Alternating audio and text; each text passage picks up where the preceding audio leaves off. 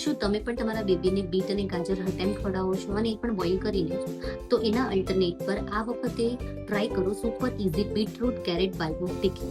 આ રેસીપી મેં મારા બેબી સારંગ માટે બનાવી હતી અને ઓનેસ્ટલી આ ખૂબ જ સરસ બની હતી. સૌથી પહેલાં મેં લીધું બીટ, ગાજર એન્ડ બટાકું.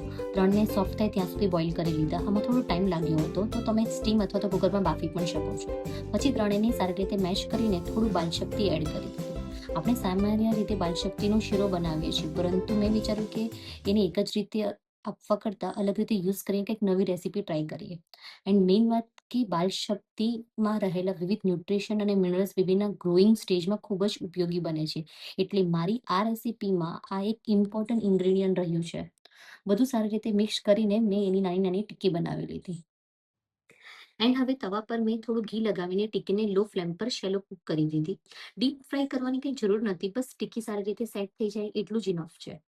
બસ તૈયાર છે મારી હેલ્ધી બેબી ફ્રેન્ડલી ટિક્કી. ક્યારેક બેબીને એક જ ફૂડ અલગ રીતે આપો તો વધુ હેપીલી ટ્રાય કરે છે.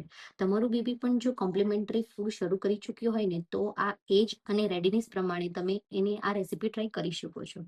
અને આવી સિમ્પલ બેબી રેસીપી માટે વિડીયો સેવ કરી લો અને એનું મમ્મીને શેર કરો.